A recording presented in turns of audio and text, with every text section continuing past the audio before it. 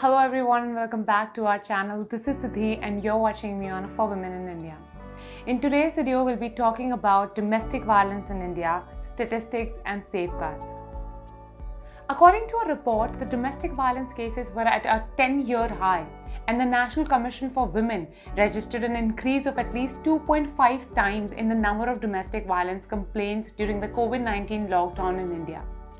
Another report based on the NCRB 2019 data suggests that domestic violence is the top crime committed against women in India. Now we'll talk about the Protection of Women from Domestic Violence Act 2005. This act provides for effective protection of the rights of women guaranteed under the Constitution, who are the victims of violence of any kind occurring within the family. However, there are a few key points which need to be considered before filing a complaint under this Act, as the Act not only provides for the method of filing a domestic violence complaint, but also provides for what constitutes domestic violence. Now comes the question, what is domestic violence?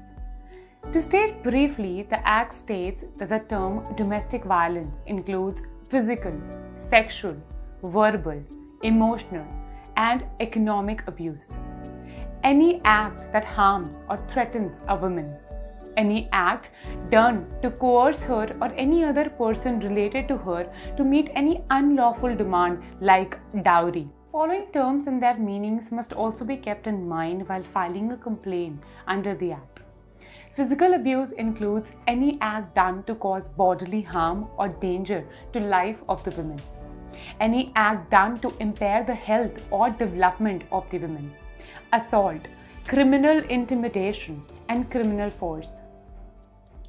Sexual abuse includes any conduct of sexual nature that abuses, humiliates, degrades a woman. Any act that violates the dignity of a woman. Verbal and emotional abuse includes insults, ridicule, humiliations, name-calling. Such acts, especially with regard to not having a child or a male child, repeated threats to cause physical pain or to any person whom the woman is interested. Economic abuse includes depriving the woman of any economic or financial resources to which she is entitled under any law, or depriving the woman of economic resources that she requires out of necessity, which includes household necessities for her and her children. Stridhan, property jointly or separately owned by the women. Payment of rent of the shared household, maintenance. Now comes the question, what is domestic relationship? Domestic relationship includes any relationship in a shared household where people are related by consanguinity, blood relations, marriage. Relationship in the nature of marriage including live-in relationship. Relationship through adoption. Family members living together as a joint family. Who can file a complaint? Any woman in a domestic relationship with the person who commits the violence can file a complaint under the Domestic Violence Act. Additionally, any person other than the woman who has a reason to believe that domestic violence is being or has been committed can inform the protection officer as given under the Act. Now we'll talk about a very important judgment related to domestic violence. Hiral P. Harsora vs. Kusum Narotmadas Harsora 2016. The Supreme Court struck down adult male from the definition of respondent, stating that it is not based on any intelligible differentia having rational nexus with the object sought to be achieved. The Supreme Court also explained in the said case that the categories of person against whom remedies under the Domestic Violence Act are available include women and non-adults. Expression respondent in section 2Q, or persons who can be treated as perpetrators of violence against women against whom remedies under the Domestic Violence Act are actionable, cannot be restricted to expression of adult male person in section 2Q. Thus, remedies under the Domestic Violence Act are available even against a female member and also against non-adults. Now comes the question, how can the complaint be filed? One can file a complaint under the Act by filing a complaint to a protection officer or service provider, approaching the nearest police station, or directly approaching a magistrate. What are the reliefs available? Section 18, Protection Orders. Through protection orders, the court can prohibit the respondent from aiding or abetting the act of domestic violence, entering the place of employment of the woman or the child's school, attempting to communicate with the women in oral, written, or electronic or telephonic contact, alienating any assets, property, operating bank lockers or bank accounts used or held or enjoyed by both the parties, including Stridhan. Section 19, Residence Orders. Through residence orders, the court can restrain the respondent from dispossessing or disturbing the women's possession from the shared household, entering any portion of the shared household in which the woman resides, alienating or disposing of the shared household, renouncing his rights in the shared households except with the leave of the magistrate, or directing the respondent to secure same level of alternate accommodation for the women or to pay rent for the same, and directing the respondent to remove himself from the shared household. Section 20, Monetary Reliefs. The magistrate may also direct the respondent to pay monetary relief to meet the expenses incurred and losses suffered by the women and any child of the women as a result of the domestic violence.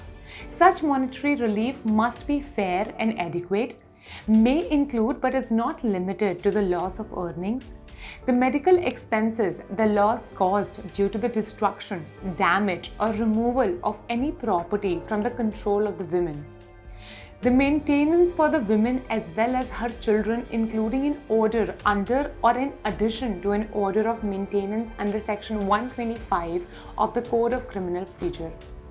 The magistrate may direct the employer or a debtor of the respondent to directly pay to the woman or to deposit with the court a portion of wages or salaries or debt due to or accrue to the credit of the respondent, which amount may be adjusted the monetary relief payable by the respondent if the respondent fails to do so. Section 21, Custody Orders. If the magistrate is of the opinion that any visit of the respondent may be harmful to the interest of the child or children, the magistrate shall refuse to allow such visits. Section 22, Compensation Orders. The magistrate may direct the respondent to pay compensation and damages for the injuries, including mental torture and emotional distress caused by domestic violence. Now comes the question, can a live-in partner file a domestic violence complaint? The Act empowers aggrieved wife or female living in a relationship in the nature of marriage may also file a complaint against a relative of the husband or the male partner. In S. Khushbu vs. Kanyamal and others, the Supreme Court specified that a live-in relationship is permissible only in an unmarried person of major age in heterogeneous relationships. Finally, the most important question, how can women file a complaint under the domestic violence law? A woman can go to the Crime Against Women Cell or Mahila Thana. The officials are required to inform the complainant about the law and direct her to the person who can file a case on her behalf. She can go to an NGO working on domestic violence. She can also go to a protection officer. Information related to the protection officer are available online and also available at police stations and NGOs. Recently, the National Commission for Women launched a WhatsApp number to report cases of domestic violence which have been in rise during the COVID-19 lockdown period. The NCW said the WhatsApp number 72177353372 is in addition to the online complaint links and emails which are already operational. That's it for this video. Do tell us in the comments below if you want to know the entire process of filing cases, and feel free to ask any question. Thank you for watching this video, and if you like our videos, please do consider contributing to our Patreon page. The link is in the description below. Thank you. Like, share and subscribe to our YouTube channel. Hit the bell icon to never miss an update.